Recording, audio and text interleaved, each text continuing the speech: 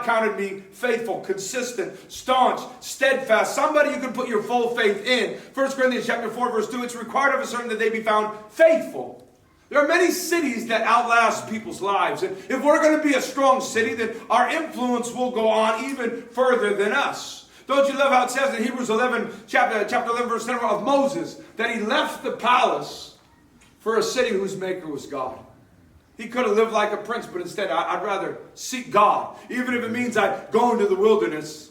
You have a message that will go out further than you. That's what a fortress, that's that lighthouse. In Isaiah 55, verse 11, it says, my word does not come back void, even if it's just one. Crying in the wilderness. One John the Baptist. What a difference he made. There is none in the Old Testament greater than John the Baptist because he was willing to speak the truth. When he told Herod, it's not lawful for you to be sleeping with your brother's wife.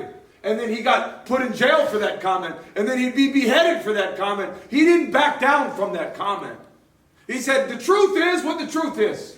And Jesus said, when you guys went to the wilderness to hear John the Baptist, why'd you go?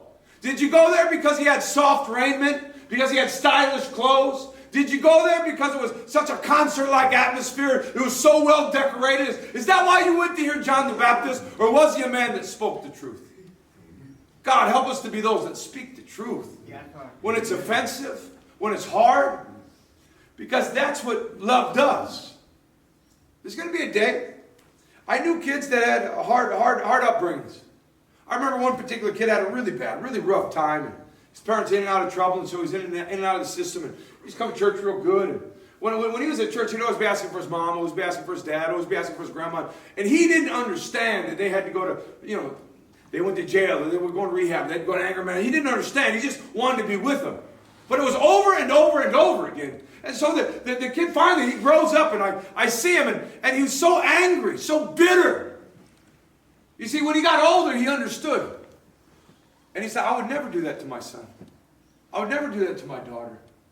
When I was a kid, I wanted them. But now I'm grown, I understand the decisions that they made, and now I can see it like an adult sees it.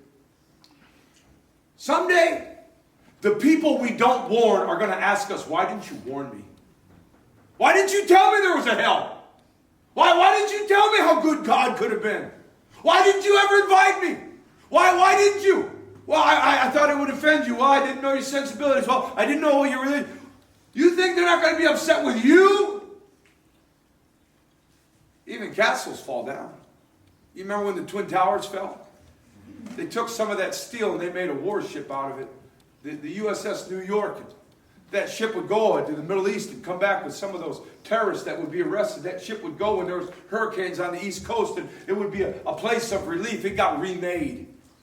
Jesus said it very clearly. My body is like a temple. It's going to be destroyed, but it's going to come back even more glorious. I want to invite the worship team to come as we prepare our hearts to close. Let me pray for you.